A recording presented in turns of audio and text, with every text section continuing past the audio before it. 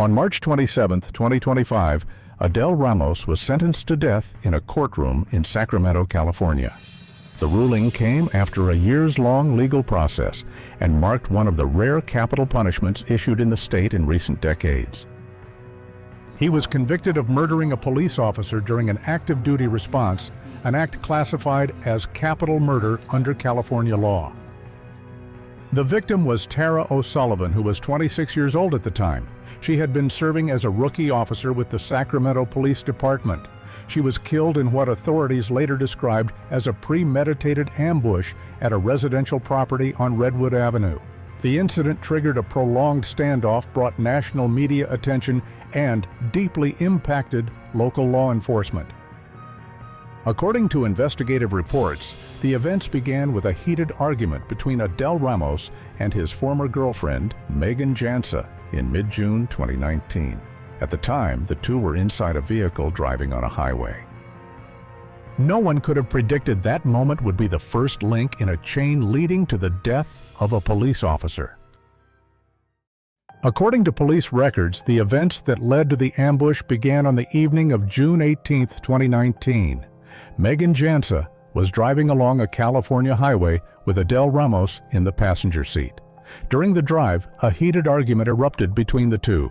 At one point, Megan stated that she could crash the car and end everything. Adel Ramos did not hesitate and responded that he was ready to end it all, then grabbed the steering wheel and attempted to steer the car off the road. They eventually returned home safely, but the situation continued to escalate. According to Megan's statement to police, Adel Ramos became increasingly unstable.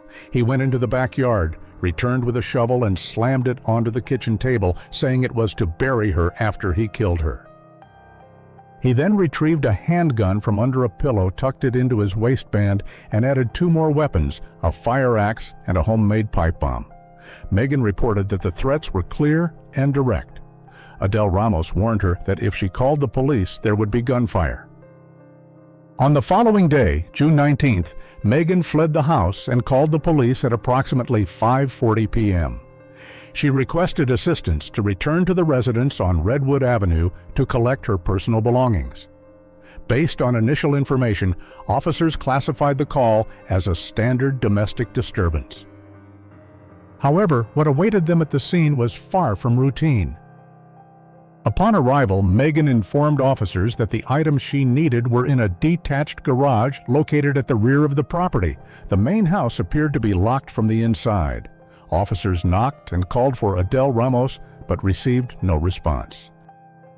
5 officers, including 26-year-old rookie Tara O'Sullivan, agreed on a tactical approach: secure the garage first to ensure safety before allowing Megan to enter. At that moment, they believed the residence was empty. There were no visible movements and no sounds coming from inside.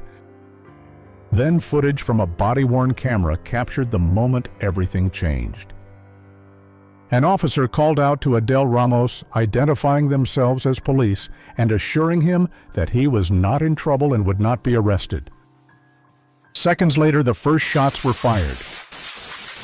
Officer Tara O'Sullivan was struck by gunfire and collapsed in the open space between the main house and the detached garage. Her position was fully exposed with no cover. The other officers immediately sought shelter and issued urgent radio calls for backup. Initial reports confirmed that the suspect was using a rifle and firing from inside the residence. Adel Ramos had been preparing for this. The doors were barricaded and the windows were covered with plywood. Upon later inspection, officers discovered small hand-drilled openings in the walls, allowing Ramos to shoot outward without revealing his position. These were referred to in official reports as murder holes. Any attempt to reach Tara O'Sullivan was met with sustained gunfire. Each time officers tried to pull her to safety, more shots were fired. The area was too dangerous to approach. Tara remained on the ground for nearly an hour. Her condition was critical. SWAT teams were deployed urgently. By approximately 6:54 p.m., armored vehicles, tactical shields, and specialized officers arrived on scene. Helicopters circled overhead while radio traffic remained tense. At one point, a police vehicle was struck by gunfire. A red laser was also seen emanating from the direction of the house, prompting concerns that the suspect was using a targeting device. However, a later review confirmed the beam originated from a tactical tool used by the SWAT team itself. Inside the house, Adel Ramos remained unresponsive to all attempts at negotiation. His location was unknown. Officers stayed behind cover and maintained strict tactical positions. Just after 11:00 p.m., Adel Ramos began to engage. He threw a cell phone out the door and requested to speak only with a specific officer. Using a robot, the police sent the phone back inside to open a line of communication. When Ramos answered, his voice was erratic. He stated that he was holding a gun to his own head and would take his own life if his demand was not met. Shortly before 2:00 a.m., more than 8 hours after the first shot was fired, Adel Ramos exited through the rear door. He was holding a phone in one hand and a shirt in the other. There was no further resistance. He was taken into custody on the spot. Tara O'Sullivan was transported to the hospital immediately after the area was secured. However, the injuries she sustained were too severe. She was pronounced dead shortly afterward. Her death marked the first line-of-duty fatality for the Sacramento Police Department in over 20 years. Adel Ramos was born in 1974 in the Philippines. According to his defense team, his early years were marked by violence. In one court statement, they revealed that when Ramos was just 5 years old, he witnessed his father bleed to death. He reportedly tried to stop the bleeding with his bare hands, but couldn't. He left school after the 9th grade and began working to survive. Later, he brought his younger brothers to the United States, hoping to protect them from an abusive uncle back home. In California, he worked various jobs to stabilize his life. He started out flipping burgers at McDonald's, then trained in construction.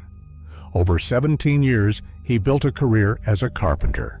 Former supervisors described him as skilled, hardworking, and dependable. But everything changed after a workplace injury, when Ramos could no longer work as before his income dried up.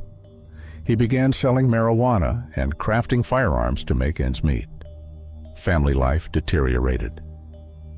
He had a wife and 2 children, but life inside the Redwood Avenue home was far from peaceful. Court records show multiple allegations of domestic abuse. In both 2004 and 2007, restraining orders were issued against Adel Ramos. Each time he was ordered to surrender all firearms. But over time, the protective orders expired and the weapons were returned.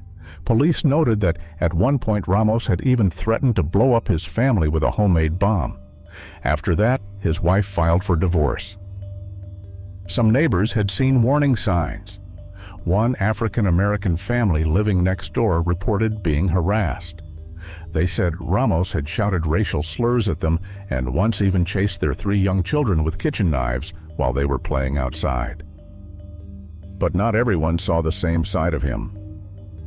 Another neighbor had a completely different memory of Adel Ramos. He had known Ramos for 4 years and described him as polite, respectful, even gentle. Never a threat. He shared his reaction upon hearing Ramos had been arrested. The neighbor said he was shocked to learn Adel Ramos was the suspect. When he heard the location near Redwood and Edgewater, he had a strange feeling. The house kept flashing through his mind. Something told him it could be Ramos, but he tried to brush it off. He had known Adel Ramos for 4 years. To him, Ramos was polite, soft-spoken, and respectful. He played with the neighborhood kids, handed out drinks, and never seemed like a threat. But now everything had changed. Ramos had taken the life of a female police officer. The neighbor said it was hard to believe. Ramos never seemed like someone who could harm anyone. It made him realize a painful truth. Sometimes we don't really know the people living right next to us. This stark contrast left the neighborhood unsettled. To one man, Ramos was a friendly neighbor who offered his kids soda and water. To another, he was a ticking time bomb. After the divorce, Ramos lived alone. He turned his home into a fortified compound equipped with surveillance cameras, stockpiles of ammunition, and illegally modified weapons. Court records later showed that he had been preparing for something far worse than anyone could have imagined. The death of Officer Tara O'Sullivan left a deep scar on the Sacramento Police Department. She was the first officer in over 2 decades to be killed in the line of duty in the city. Her funeral was solemn and heavily attended.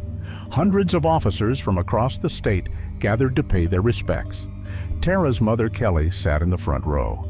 As the final tribute played, she clutched her daughter's handcuffs, one of the last things she had left to hold on to. Meanwhile, the legal process moved forward. In 2021, Adel Ramos was formally charged with special circumstances murder. The victim, Tara O'Sullivan, was 26 years old at the time of her death, killed while responding to a domestic call. Ramos also faced multiple additional charges, including attempted murder and possession of illegal firearms. In August 2023, Adel Ramos pleaded guilty. The trial moved into the penalty phase, where the jury would decide between life in prison without parole or the death penalty. Prosecutors presented graphic body cam footage from the night of the shooting. It showed the moment Tara collapsed. Her labored breathing echoed through the courtroom, followed by a barrage of gunfire and Ramos's incoherent yelling from inside the house. The room fell silent. The impact was undeniable. Lead prosecutor Jeffrey Totower urged the jury to deliver a sentence that matched the severity of the crime. He emphasized that this was not just a tragedy, it was an attack on law and order. The defense did not dispute Ramos's guilt. Instead, they asked for mercy. They painted a picture of a man shaped by trauma, a violent childhood, a traumatic loss at age 5, untreated mental illness, and years of methamphetamine addiction. They described how Ramos had tried to support his children only to spiral after a workplace injury ended his career.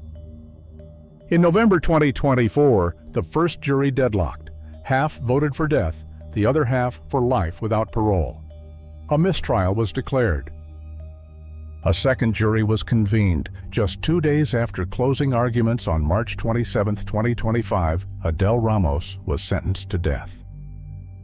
When the verdict was read, Kelly Tara O'Sullivan's mother said nothing. She quietly walked over and embraced the prosecution team. It was a silent gesture, but it spoke volumes of grief, of gratitude, of something words couldn't hold.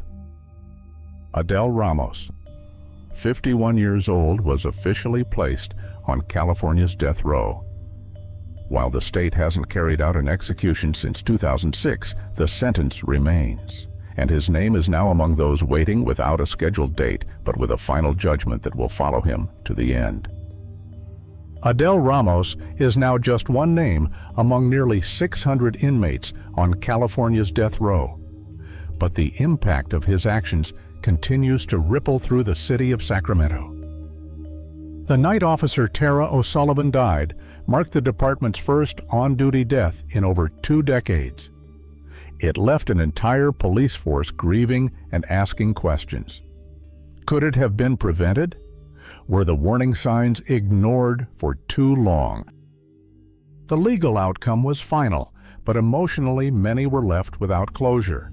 Ramos had lived among his neighbors for years. Some described him as respectful. Others recalled disturbing behavior and long-standing threats. His dual image still haunts the people who once lived beside him. For Megan Jansa, the woman at the center of the initial domestic call, the trauma didn't end with the arrest. She had tried to escape. She had called for help. What followed was something no one could have imagined, a deadly standoff that claimed a young officer's life. The case reignited discussions about domestic violence, protocols, mental health support, and the risk factors law enforcement officers face when responding to calls that seem routine. Adel Ramos, now 51, has been sentenced to die. But in California, a death sentence often means a long wait. Many inmates spend 20 years or more appealing their verdicts. Some die of natural causes before an execution ever takes place. Still, the sentence itself was a statement by the court, by the jury, and by Tara's grieving family that some acts demand the highest form of accountability. Whether or not the execution is ever carried out, the story of Tara O'Sullivan and the legacy of the night she died will remain etched into Sacramento's history.